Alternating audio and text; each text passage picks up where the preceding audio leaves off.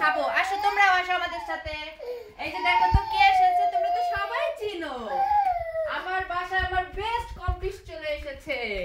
কে আসছে? মামু আসছে। মামুর বাসায় মামু আইছে। আমরা এখন কি খাবো? এই যে দেখো, বাংলাদেশে থাকতে কত আইটেম করছি, কিন্তু সুইডেনে আসলে এত পদে পদ করা হয় না।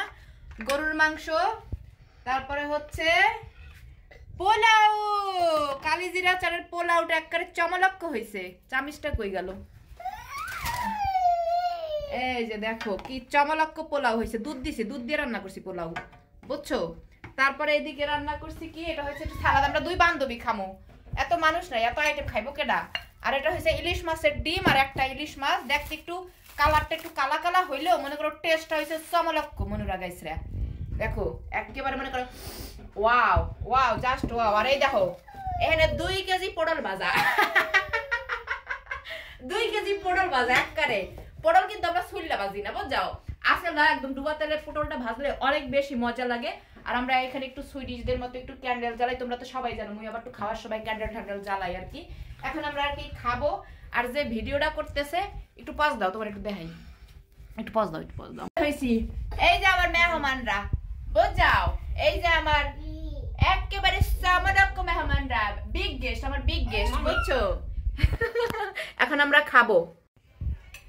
একেবারে মনে করো থলা থলা আর সমলক্ষ হাড্ডি হুড্ডি দিয়ে। আমার গেঞ্জিরা কিন্তু একটু ডিজাইন আছে, এই দেখো কই গেল সিসিং ফাক। ও মা, আবার জলে।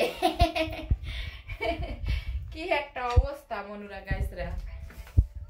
এখানে রাখি আর পোলাওটা বাইরে ফেলাই।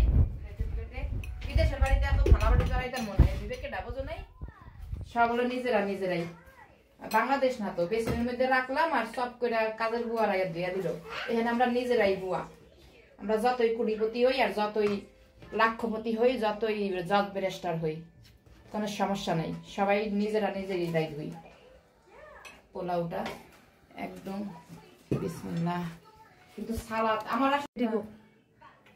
পোলাওর সাথে কোক হবে না, এটা কোনো কথা? কোক ছাড়া তো আমাদের জীবন চলে না। আর আসছে হলো এক কোক পাকবি, তার জন্য আমার আজকে কোক খাইতে হবে। দেখো কোক ছাড়া আমার জীবন চলে না। আমাদের পোলাওর সাথে অবশ্যই, পোলাও গরুর মাংসের সাথে একটু কোক ঠোক না হইলে আবার ভালো লাগে না, বুঝছো? সবাই আমরা পিক হয়েছি। দাও একটু খাওয়াই দাও, একটু খাওয়াই দাও, একটু সোনা পাখি তাহলে খাওয়াই দাও, আমার কলিজা তাহলে খাওয়াই দাও, আমার ডল তাহলে, আমার গুল্লি তাহলে একটু খাওয়াই দাও, খাওয়াই দাও আমার গুল্লি। গুল্লু গুল্লু গুল্লু মুখে আছে, মুখে আছে গুল্লু। এ গুল্লু, গুল্লু মুখে আছে। বিসমিল্লাহ বিসমিল্লাহ, তার লোকমা দাও। বিসমিল্লাহ বিসমিল্লাহ বিসমিল্লাহ বিসমিল্লাহ। এখন সে হচ্ছে এই যে মাছ ভুনাটা আর পোড়ল বাজার সালাদ দিয়ে টেস্ট করে তার রিভিউটা দিবে যে কেমন হয়েছে। গরুর মাংসটা কেমন হয়েছিল রে তিশা? পরাটা দিয়ে দেখেছিল।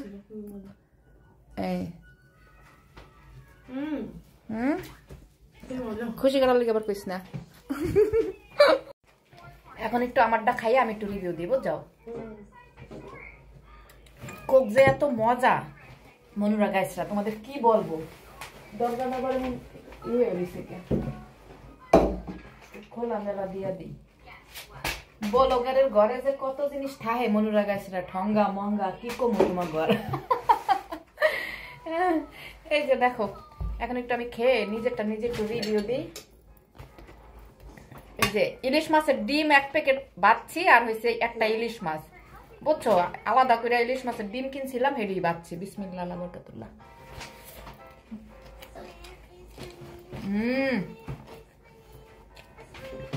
সত্যি কথা বলতে সাদা পোলাও অনেকদিন পরে খাইতেছি, খাওয়া হয় না। আমার ফ্রেন্ড আসাতে একটু রান্না করলাম। কিন্তু পোলার চাল দিয়ে ফিরনি খাওয়া হয়, করা হয় না। মাছের ডিম